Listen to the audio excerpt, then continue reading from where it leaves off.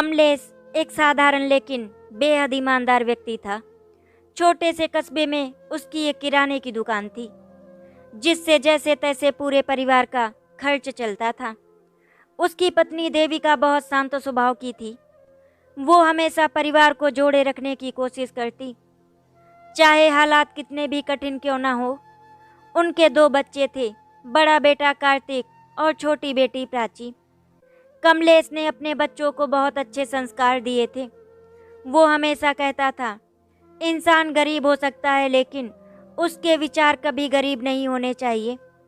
परिवार में प्यार तो बहुत था, लेकिन किस्मत जैसे शुरू से ही इस परिवार की परीक्षा लेने पर तुली थी। दुकान से कम आमदनी के कारण कई बार घर में जरूरत का सामान तक पूरा नहीं हो पाता था। फिर भी देविका कभी शिकायत नहीं करती थी। वो अपने हिस्से का खाना भी बच्चों के लिए छोड़ देती। कमलेश ये सब देखकर अंदर ही अंदर टूट जाता, लेकिन चेहरे पर मुस्कान बनाए रखता ताकि परिवार को उसकी चिंता महसूस ना हो। समय बीतता गया और कार्तिक नौकरी की तलाश में शहर चला गया। कमलेश ने बड़ी उम्मीदों के साथ बेटे को विदा किया था। दूसरी ओर प्राची पढ़ाई में बहुत तेज थी। वो डॉक्टर बनना चाहती थी, लेकिन घर की आर्थिक स्थिति उसकी राह में सबसे बड़ी बाधा थी। उसने अपनी पत्नी के गहने तक गिरवी रख दिए ताकि बेटी की फीस भर सके। देविका ने बिना एक शब्द बोले अपने गहने उतारकर पति के हाथ में रख दिए। कुछ महीनों बाद कार्तिक को शहर में नौकरी मिल गई।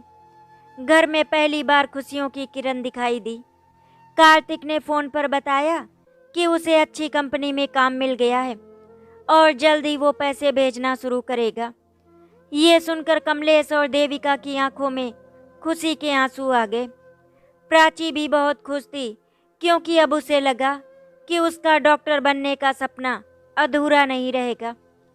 लेकिन शायद भाग्य को ये मंजूर नहीं था। नौकरी लगने के कुछ समय बाद ही कार्तिक ने बताया कि उसने अपनी पसंद की लड़की अनुष्का से शादी कर ली है। शादी के बाद कार्तिक और अनुष्का घर आए। शुरुआत में सब कुछ बहुत अच्छा था। अनुष्का पढ़ी लिखी और आधुनिक विचारों वाली लड़की थी। देविका ने उसे बेटी की तरह अपनाने की कोशिश की। प्राची भी भाभी के साथ घुलने मिलने लगी, लेकिन धीरे धीरे अनुष्का का असली स्वभाव सामने आने लगा। उसे छोटे कस्बे का माहौल पसंद नहीं था। वो अक्सर कार्तिक से कहती कि इस पुराने घर और जिम्मेदारियों में उसका दम घुटता है। उसे लगता था कि कार्तिक की सारी कमाई परिवार पर खर्च हो रही है, जबकि उन्हें अपना भविष्य बनाना चाहिए। कार्तिक पहले तो उसकी बातों को नज़रअंदाज करता रहा, लेकिन धीरे धीरे वो भी बदलने लगा। अब कार्तिक का व्यवहार पहले जैसा नहीं रहा। जो बेटा कभी पिता का संघर्ष देखकर रो पड़ता था, वही अब पैसों के लिए सवाल करने लगा। उसने घर को पैसे भेजने कम कर दिए। जब कमलेश ने एक दिन प्राची की फीस के लिए मदद मांगी, तो कार्तिक ने साफ कह दिया, पापा मैं अब हर चीज का जिम्मेदार नहीं बन सकता, मेरी भी अपनी जिंदगी है। ये सुनकर कमलेश के पैरों तले जमीन खिसक गई।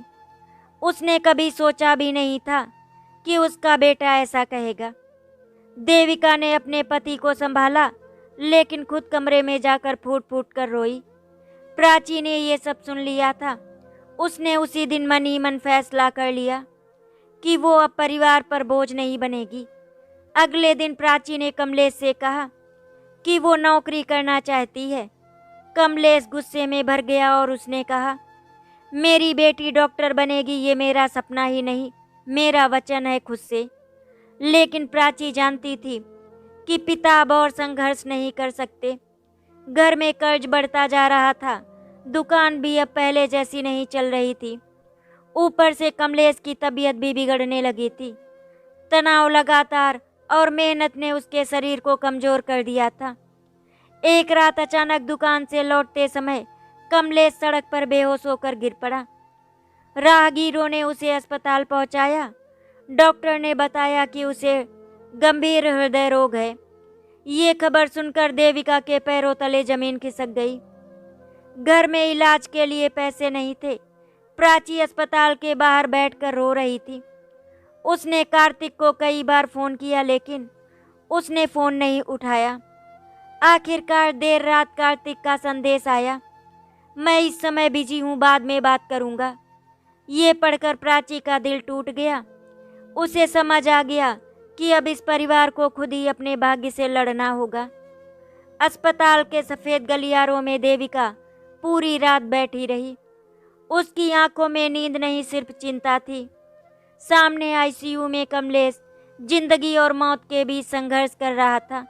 डॉक्टर ने साफ कह दिया था कि इलाज लंबा और महंगा होगा। देविका के पास जो थोड़े बहुत पैसे थे वे पहले ही अस्पताल में जमा हो चुके थे। अब आगे का खर्च कैसे होगा, ये सोचकर उसका मन घबराने लगा। प्राची माँ के कंधे पर सिर रखे चुपचाप बैठी थी। वो रोना चाहती थी लेकिन उसे लग रहा था कि अगर वो भी टूट गई तो माँ को कौन संभालेगा। सुबह होते ही प्राची ने फैसला कर लिया। वो कॉलेज गई और अपनी पढ़ाई बीच में छोड़ने का आवेदन दे दिया। उसकी आंखों के सामने पिता का वो चेहरा घूम रहा था जब उन्होंने गर्व से कहा था कि उनकी बेटी एक दिन सफ़ेद कोट पहनकर लोगों का इलाज करेगी। लेकिन हालात ने उससे ये सपना छीन लिया था।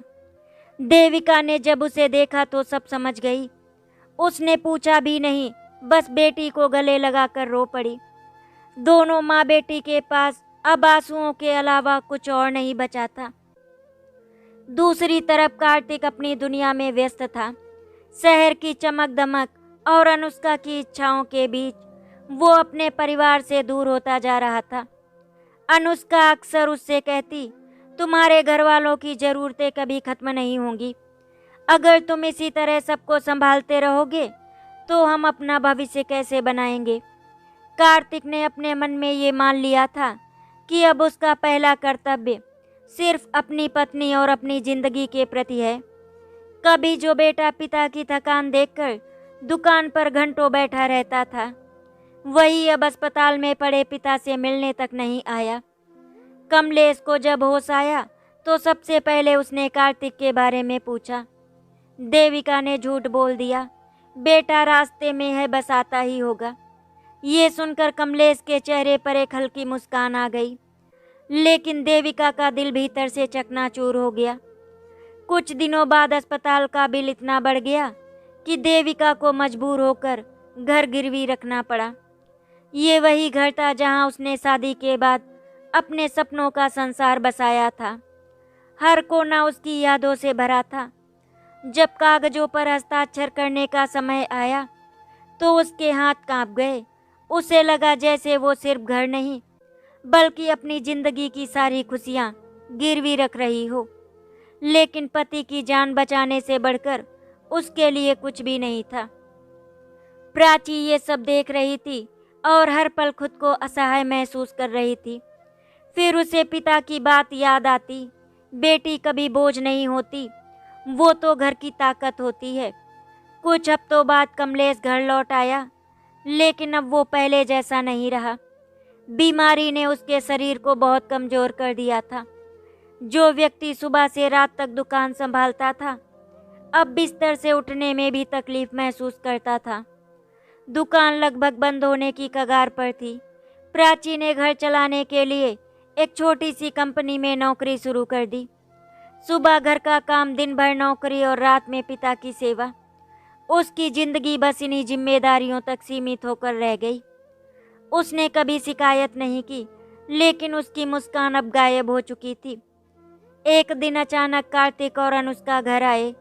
देविका को लगा शायद बेटे को अपनी गलती का एहसास हो गया है।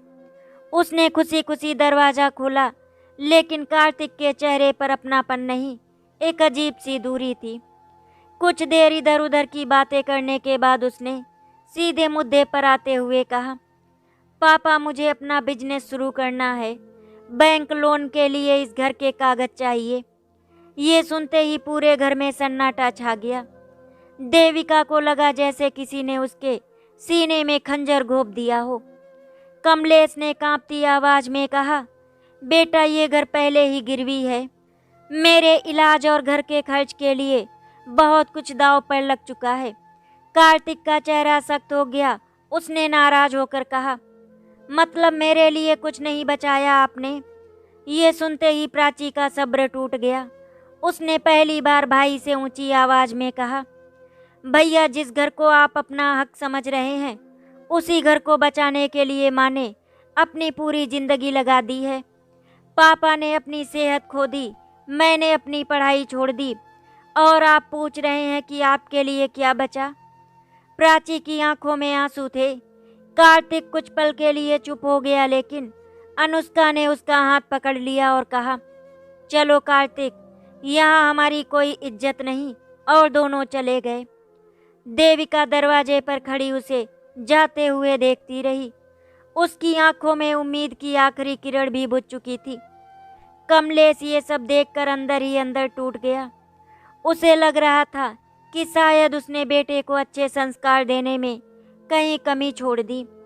उस रात उसने पहली बार खुद को हारता हुआ महसूस किया।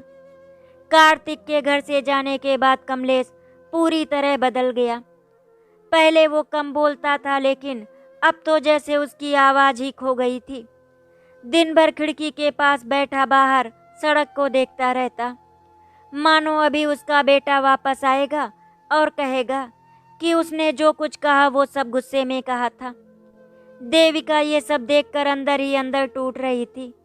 उसने हमेशा अपने परिवार को जोड़कर रखने की कोशिश की थी, लेकिन अब उसे लगने लगा था कि उसकी सारी कोशिशें नाकाम हो चुकी हैं। प्राची भी पिता की हालत देखकर परेशान रहती। धीरे धीरे घर की आर्थिक स्थिति और बिगड़ती चली गई। दुकान लगभग बंद हो चुकी थी।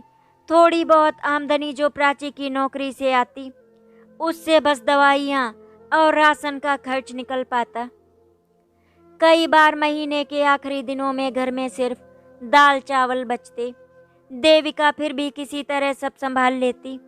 वो अपने हिस्से का खाना कम कर देती ताकि पति और बेटी भूखी ना रहे।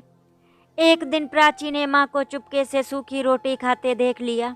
उसने पूछा, माँ, आपने सब्जी क्यों नहीं ली? देविका मुस्कुराकर बोली, मुझे बस रोटी ही अच्छी लगती है। लेकिन प्राची समझ गई कि माँ झूठ बोल रही है। वो अपने कमरे में जाकर देर तक रोती रही। उसे लग रहा था कि जिंदगी हर मोड़ पर उससे कुछ ना कुछ छीनती जा रही है। इसी बीच एक दिन अस्पताल से फोन आया। डॉक्टर ने बताया कि कमलेश की दवाइयाँ नियमित रूप से चलानी जरूरी हैं, वरना हालात दोबारा बिगड़ सकते हैं। दवाइयों की कीमत सुनकर प्राची के पैरों तले जमीन खिसक गई। घर खर्च के बाद कुछ भी नहीं बचता था। उसने उसी दिन अपनी एक पुरानी सोने की चैन बेच दी, जो कमलेश ने उसके 18वें जन्मदिन पर दी थी। वो चैन सिर्फ गहना नहीं, पिता के प्यार की निशानी थी। जब दुकानदार ने उसके बदले पैसे दिए तो प्राची का दिल जैसे टूट गया। उसे लगा जैसे हालात उससे धीरे धीरे उसकी सारी यादें भी छीन रहे हैं। उधर शहर में कार्तिक और अनुष्का की जिंदगी भी वैसी नहीं थी जैसी उन्होंने सोची थी। कार्तिक ने जल्दबाजी में बिजनेस शुरू करने के लिए कुछ लोगों से उधार लिया था। बड़ा जीवन जीने की चाह में उसने बिना सोचे समझे फैसले लिए, लेकिन बिजनेस शुरू होने से पहले ही उसका पार्टनर उसे धोखा देकर पैसे लेकर भाग गया। कार्तिक पर भारी कर्ज चढ़ गया। बैंक और उधार देने वाले लोग उसे लगातार फोन करने लगे। वो मानसिक रूप से टूटने लगा। अनुष्का भी अब पहले जैसी नहीं रही। अब वो कार्तिक को उसकी असफलता के लिए ताने देने लगी। घर का माहौल रोज लड़ाई झगड़े से भर गया। एक रात कार्तिक बहुत परेशान होकर घर लौटा। उसने देखा कि अनुष्का अपना सामान पैक कर रही है। कार्तिक बोला, ये सब क्या है? अनुष्का ने बिना उसकी तरफ देखे कहा, मैंने तुम्हारे साथ एक अच्छा भविष्य सोचा था, लेकिन तुम्हारे पास अब देने के लिए कुछ नहीं है। मैं इस कर्ज और परेशानी भरी जिंदगी में नहीं रह सकती। कार्तिक स्तब्ध रह गया। उसने अनुष्का को रोकने की कोशिश की, लेकिन उसने उसकी एक ना सुनी और घर छोड़कर चली गई। दरवाजा बंद होते ही कार्तिक जमीन पर बैठ गया। उसी क्षण उसे पहली बार अपने माता पिता का दर्द समझ आया। उसे याद आया कि कैसे उसने अपने ही परिवार को पैसों और स्वार्थ के कारण अकेला छोड़ दिया था। एक दिन अचानक कमलेश के घर के बाहर एक कार आकर रुकी। उसमें से कार्तिक उतरा। उसके चेहरे पर थकान, पछतावा और दर्द साफ दिखाई दे रहा था। कई महीनों बाद उसे सामने देखकर देविका कुछ पल के लिए जड़ हो गई। कार्तिक दौड़कर माँ के पास आया और उनके पैरों में गिर पड़ा। उसकी आंखों से आंसू बह रहे थे। उसने कांपती आवाज में कहा, माँ, मैंने बहुत बड़ी गलती कर दी। क्या आप मुझे कभी माफ कर पाएंगी? देविका ने उसकी ओर देखा। उसकी आंखों में शिकायतें तो थी, लेकिन एक माँ का दिल शिकायतों से ज्यादा अपने बच्चों के लिए धड़कता है। उसने कहा, बेटा, गलती हर इंसान से होती है, लेकिन कुछ गलतियां रिश्तों को तोड़ देती हैं। तुमने हमें दर्द दिया, लेकिन फिर भी तुम मेरे बेटे हो। ये सुनते ही कार्तिक फूट फूट कर रो पड़ा। उसने माँ का हाथ पकड़ लिया और बोला, मुझे एक मौका दे दो माँ, मैं सब ठीक कर दूंगा। उधर प्राची ये सब देख रही थी। उसके मन में भाई के लिए गुस्सा भी पूरी तरह खत्म नहीं हुआ था। उसने बहुत कुछ खोया था, अपनी पढ़ाई, अपने सपने और अपनी निश्चिंत जिंदगी। फिर भी कहीं न कहीं उसे ये देखकर राहत थी कि भाई को अपनी गलती का एहसास हो गया है। कार्तिक की आंखों से फिर आंसू निकल आए। उसे लगा जैसे भगवान ने उसे अपनी गलती सुधारने का एक मौका दिया है। कार्तिक अपने पिता के पैरों के पास बैठ गया। कमलेश ने कमजोर हाथों से उसके सिर पर हाथ रखा। उनकी आंखों में आंसू थे। उन्होंने बस इतना कहा, बेटा, देर से ही सही, लेकिन अगर इंसान अपनी गलती समझ जाए तो वही सबसे बड़ी सीख है। ये सुनकर कार्तिक जैसे अंदर से हल्का हो गया। अगले दिन बैंक वाले घर के बाहर नोटिस चिपका गए। नोटिस में साफ लिखा था कि गिरवी रखे गए घर की किस्तें समय पर जमा न होने के कारण बैंक जल्द ही घर को अपने कब्जे में ले सकता है। देविका के हाथ से बैग छूट गया। प्राची स्तब्ध रह गई। कमलेश की आंखों में फिर चिंता लौट आई। बड़ी मुश्किल से जो परिवार दोबारा एक साथ खड़ा हुआ था, अब उसके सिर से छत छिनने का खतरा मंडरा रहा था। कार्तिक ने नोटिस पढ़ा और उसका चेहरा सख्त हो गया। उसने मन ही मन फैसला कर लिया कि इस बार वो अपने परिवार को टूटने नहीं देगा, चाहे इसके लिए उसे कितना भी संघर्ष क्यों ना करना पड़े। घर के बाहर बैंक का नोटिस देखकर पूरे परिवार की खुशियां एक बार फिर चिंता में बदल गईं। जिस घर को बचाने के लिए देविका ने अपनी पूरी जिंदगी लगा दी थी, वही घर अब हाथ से निकलता दिखाई दे रहा था। कमलेश की तबीयत अभी पूरी तरह ठीक नहीं हुई थी, इसीलिए वो ज़्यादा तनाव नहीं ले सकता था। लेकिन हालात ऐसे थे कि तनाव खुद चलकर उसके सामने खड़ा था। देविका चुपचाप दीवार के सहारे बैठ गई। उसकी आंखें सूनी थी, मानो अब रोने की भी ताकत खत्म हो चुकी हो। प्राची ने नोटिस हाथ में लेकर पढ़ा और समझ गई कि उनके पास बहुत कम समय बचा है। कार्तिक ने उसी वक्त परिवार के सामने कहा, इस बार मैं पीछे नहीं हटूंगा। जो गलती मैंने की है उसकी भरपाई मैं करूंगा। प्राची ने उसकी तरफ देखा लेकिन कुछ नहीं बोली। उसके मन में अब भी एक डर था कि कहीं भाई फिर अधूरा साथ ना छोड़ दे। लेकिन कार्तिक इस बार सचमुच बदल चुका था। उसने शहर वापस जाकर अपनी पुरानी नौकरी के लिए कई जगह संपर्क किया। जिन लोगों से वो पहले बड़े सपने दिखाकर दूर हो गया था, उन्हीं के सामने अब उसे सिर झुकाकर दोबारा मौका मांगना पड़ रहा था। कई जगह उसे मना कर दिया गया। कुछ लोगों ने उसके पुराने व्यवहार की वजह से ताने भी दिए, लेकिन इस बार कार्तिक हर अपमान चुपचाप सह रहा था, क्योंकि उसे पता था कि अब ये संघर्ष सिर्फ उसके लिए नहीं, उसके पूरे परिवार के लिए है। उधर घर में प्राची अपनी नौकरी के साथ साथ घर की जिम्मेदारी निभा रही थी। सुबह जल्दी उठकर माँ के साथ खाना बनाना, पिता की दवाइयों का ध्यान रखना और फिर नौकरी पर जाना। उसकी जिंदगी बस दौड़ बनकर रह गई थी।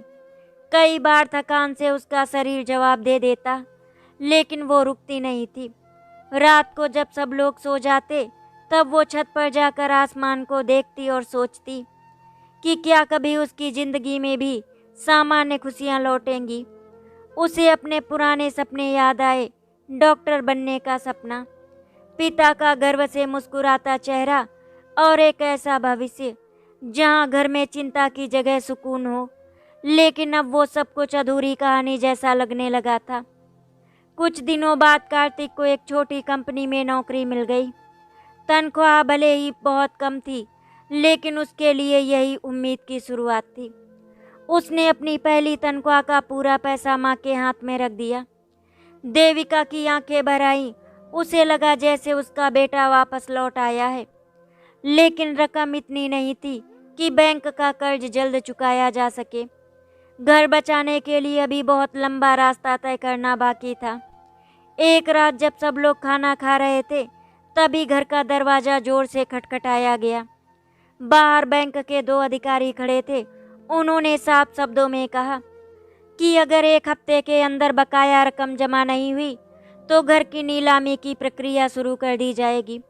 ये सुनते ही देविका के हाथ से पानी का ग्लास गिर गया। कमलेश का चेहरा पीला पड़ गया। प्राची ने खुद को संभालते हुए अधिकारियों से थोड़ा समय मांगा, लेकिन वे सिर्फ नियमों की बात कहकर चले गए। उनके जाते ही घर में सन्नाटा छा गया। किसी के पास कोई समाधान नहीं था। तभी प्राची अचानक उठी और अपने कमरे में चली गई। कुछ देर बाद वो एक फाइल लेकर वापस आई। उसने वो फाइल कार्तिक और माँ पिता के सामने रख दी। उसमें उसके कॉलेज के सारे प्रमाण पत्र और एक स्कॉलरशिप का पुराना पत्र था। प्राची ने धीमी आवाज में कहा, मुझे कुछ दिन पहले मेरे पुराने प्रोफेसर का फ़ोन आया था। उन्होंने बताया कि मेरे लिए एक मेडिकल रिसर्च असिस्टेंट की नौकरी है, लेकिन इसके लिए मुझे दूसरे शहर जाना होगा। तनख्वाह अच्छी है। ये सुनते ही देविका घबरा गई। उसने कहा, नहीं बेटी, तू हमें छोड़कर कहीं नहीं जाएगी। कमलेश ने भी कमज़ोर आवाज़ में कहा, मैंने तुझे हमेशा आगे बढ़ते देखने का सपना देखा था, खुद को कुर्बान करते हुए नहीं। लेकिन प्राची के चेहरे पर अजीब सी शांति थी। उसने कहा, अगर मेरे जाने से ये घर बच सकता है और पापा का इलाज हो सकता है तो मुझे जाना होगा। शायद यही मेरे भाग्य में लिखा है। ये सुनते ही कार्तिक की आंखें भर आई। उसे एहसास हुआ कि जिस बहन ने परिवार के लिए अपना सपना छोड़ा, अब वही फिर एक बार नया त्याग करने जा रही है। देविका बेटी को गले लगाकर रोने लगी। घर में हर कोई जानता था कि प्राची का जाना सिर्फ नौकरी के लिए जाना नहीं होगा, बल्कि परिवार से एक लंबी दूरी की शुरुआत होगी। प्राची के दूसरे शहर जाने की बात सुनकर घर का माहौल पूरी तरह बदल गया। देविका पूरी रात सो नहीं पाई। वो बार बार प्राची के कमरे में जाती, उसे सोता हुआ देखती और चुपचाप लौट आती। एक माँ के लिए अपनी बेटी को इतनी दूर भेजना आसान नहीं था, खासकर तब जब वही बेटी इस टूटे हुए घर की सबसे बड़ी ताकत बन चुकी थी। कमलेश भी भीतर से टूट चुका था। उसने हमेशा चाहा था कि उसकी बेटी अपने सपने पूरे करे, लेकिन हालात ऐसे बन गए थे कि प्राची का हर फैसला मजबूरी से भरा था। उसे सबसे ज़्यादा दर्द इस बात का था कि उसकी बीमारी और आर्थिक तंगी ने बच्चों की ज़िंदगी का रास्ता बदल दिया। अगले दिन प्राची ने नौकरी के लिए हाँ कर दी। उसे 1 हफ्ते बाद दूसरे शहर जाना था। उसने अपना सामान निकालना शुरू किया, लेकिन हर कपड़े और हर किताब के साथ कोई न कोई याद जुड़ी थी। अपनी मेडिकल्स की किताबों को देखकर उसकी आंखें नम हो गईं। उसने धीरे से उन किताबों को सहलाया, मानो अपने अधूरे सपने को आखिरी बार छू रही हो। कार्तिक दरवाजे पर खड़ा ये सब देख रहा था। उसे महसूस हो रहा था कि जिस बहन ने हमेशा घर को संभाला, वही अब घर छोड़ने को मजबूर है। इन दिनों कार्तिक पहले से ज़्यादा मेहनत करने लगा। वो सुबह जल्दी निकलता और देर रात लौटता। नौकरी के बाद भी वो अतिरिक्त काम ढूंढने की कोशिश करता ताकि जल्दी से जल्दी कर्ज चुकाया जा सके। कई बार थकान से उसकी हालत खराब हो जाती, लेकिन अब उसके पास रुकने का विकल्प नहीं था। उसने मन ही मन ठान लिया था कि चाहे कुछ भी हो जाए, इस बार वो अपने परिवार को निराश नहीं करेगा। प्राची के जाने का दिन नजदीक आता गया। घर में सब सामान्य दिखने की कोशिश कर रहे थे, लेकिन हर कोई अंदर ही अंदर दुखी था। देविका बार बार अपनी बेटी के लिए उसकी पसंद का खाना बनाती, उसकी ज़रूरत का सामान ठीक करती और हर छोटी बात का ध्यान रखती। जैसे जैसे जाने का समय करीब आता, उसकी बेचैनी बढ़ती जाती। एक रात उसने प्राची का हाथ पकड़कर कहा, बेटी मैं जानती हूँ तू हमारे लिए जा रही है, लेकिन अपने सपनों को मत भूलना। जिंदगी सिर्फ जिम्मेदारियों का नाम नहीं है। ये सुनकर प्राची की आंखें भर आई। उसने माँ को गले लगाते हुए कहा, माँ मेरे सपने आप सबसे अलग नहीं हैं। जब मेरा परिवार सुरक्षित रहेगा तभी तो मैं आगे कुछ सोच पाऊंगी। आखिर वो सुबह आ गई जब प्राची को निकलना था। स्टेशन पर पूरा परिवार उसे छोड़ने आया। देविका की आंखें लगातार नम थी। कमलेश ने बहुत कोशिश की कि वो मजबूत दिखे, लेकिन जब ट्रेन आने की घोषणा हुई तो उसकी आवाज़ भर्रा गई। उसने प्राची के सिर पर हाथ रखकर कहा, मुझे माफ़ कर देना बेटी, मैं तुझे वो जिंदगी नहीं दे पाया जिसकी तू हकदार थी। प्राची तुरंत पिता के गले लग गई और रोते हुए बोली, ऐसा मत कहिए पापा, आपने मुझे सबसे बड़ा धन दिया है, संस्कार और हिम्मत। कार्तिक थोड़ी दूर खड़ा था। उसकी आंखों में शर्म और दर्द दोनों थे। जब प्राची ट्रेन में चढ़ने लगी तो उसने बहन का हाथ पकड़ लिया और कहा, मैं वादा करता हूँ जब तू वापस आएगी तब ये घर सुरक्षित होगा और पापा का इलाज भी पूरा हो चुका होगा। प्राची ने भाई की तरफ देखा। पहली बार उसके चेहरे पर हल्की मुस्कान आई। उसने कहा, बस इस बार अपना वादा मत तोड़ना। ये शब्द सुनकर कार्तिक की आंखों से आंसू बह निकले। ट्रेन धीरे धीरे प्लेटफॉर्म से निकलने लगी। देविका ट्रेन के साथ साथ कुछ दूरी तक भागती रही, जैसे बेटी को जाने से रोक लेना चाहती हो। आखिर ट्रेन आंखों से ओझल हो गई। स्टेशन पर खड़े तीनों लोगों को ऐसा लगा जैसे घर का एक हिस्सा उनसे दूर चला गया हो। प्राची के जाने के बाद घर और भी सूना हो गया। देविका बार बार उसके कमरे में जाती और उसकी चीज़ों को देखती रहती। कमलेश पहले से ज़्यादा खामोश हो गया। कार्तिक अब पूरी तरह जिम्मेदार बन चुका था, लेकिन घर का खालीपन उसे भी अंदर से काटने लगा। दूसरी ओर नए शहर में प्राची खुद को अकेला महसूस कर रही थी, लेकिन भाग्य ने अभी आखिरी चोट बाकी रखी थी। एक रात ऑफिस से लौटते समय प्राची के फ़ोन पर कार्तिक का घबराया हुआ कॉल आया। उसकी कांपती आवाज़ सुनकर प्राची का दिल जोर से धड़क गया। कार्तिक सिर्फ इतना कह पाया, प्राची जल्दी वापस आ जाओ, पापा की हालत बहुत खराब है। कार्तिक की घबराई हुई आवाज़ सुनते ही प्राची के पैरों तले जमीन खिसक गई। उसके हाथ कांपने लगे और फ़ोन लगभग गिर ही गया। उसने बार बार पूछा, भैया पापा ठीक तो है ना? लेकिन उधर से सिर्फ इतना जवाब आया, तू बस जल्दी आ जा। फ़ोन कटते ही प्राची की सांसें तेज हो गई। उसने बिना एक पल गवाए अपना बैग उठाया और उसी रात पहली ट्रेन से घर के लिए निकल पड़ी। पूरी यात्रा के दौरान उसकी आंखों से आंसू रुक ही नहीं रहे थे। उसे बार बार वही डर सता रहा था कि कहीं वो बहुत देर ना कर दे। ट्रेन की हर धीमी रफ्तार उसे बेचैन कर रही थी। वो खिड़की के बाहर अंधेरे को देखती और मन ही मन भगवान से बस एक ही प्रार्थना करती, मेरे पापा को कुछ मत होने देना। सुबह जैसे ही प्राची स्टेशन पहुंची, कार्तिक उसे लेने आया हुआ था। उसका चेहरा बिखरा हुआ था, आंखें लाल थी और आवाज़ भारी। प्राची बिना कुछ पूछे सीधे अस्पताल पहुंची। आईसीयू के बाहर देविका बैठी थी। उसकी हालत देखकर लग रहा था कि वो कई रातों से सोई नहीं है। जैसे ही उसने प्राची को देखा, वो बेटी से लिपटकर फूट फूट कर रोने लगी। प्राची सब समझ गई कि हालात बहुत गंभीर हैं। उसने कांपते हुए पूछा, माँ पापा? देविका ने आंसू पोंछते हुए कहा, डॉक्टर कह रहे हैं कि अब सब भगवान के हाथ में है।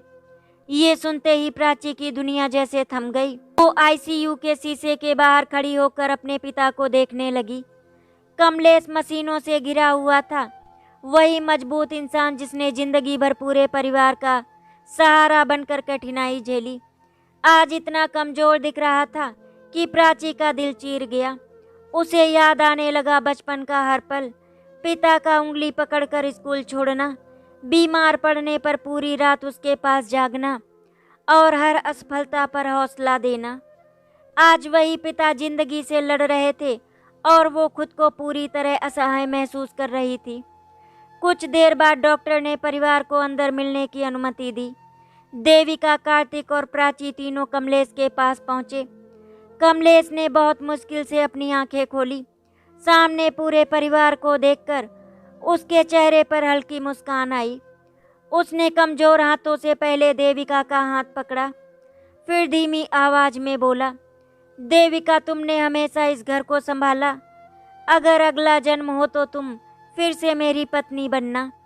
ये सुनकर देविका बेकाबू होकर रोने लगी। फिर कमलेश ने कार्तिक को इशारे से पास बुलाया।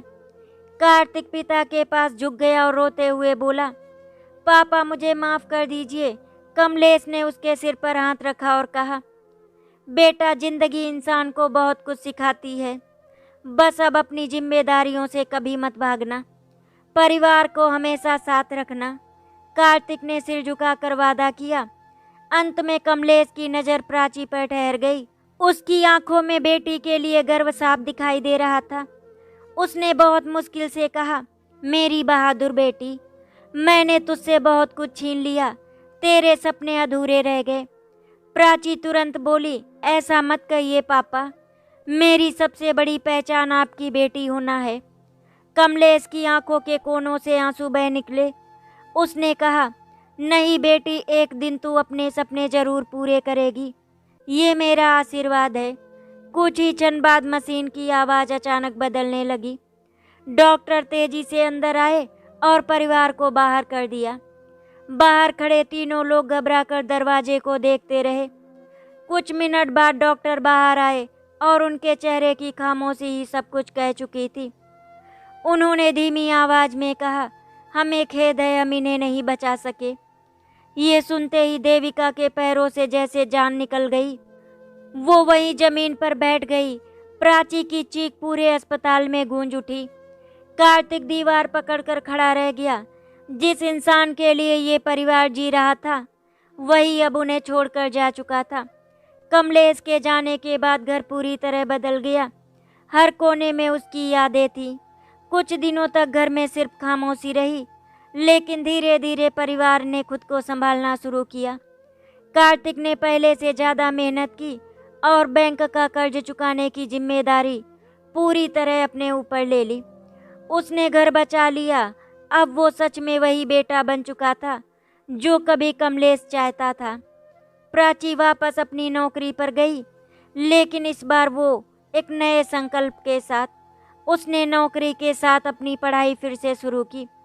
कमलेश का सपना अब उसका लक्ष्य बन चुका था।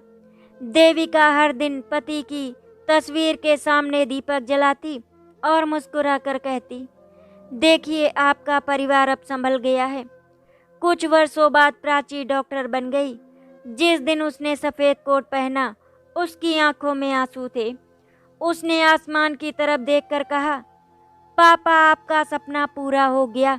आशा करती हूँ आपको हमारी कहानी अच्छी लगी होगी। अगर आपको हमारी कहानी अच्छी लगी तो वीडियो को लाइक एंड शेयर करें, चैनल को सब्सक्राइब करें। वीडियो देखने के लिए आप सभी का बहुत बहुत धन्यवाद।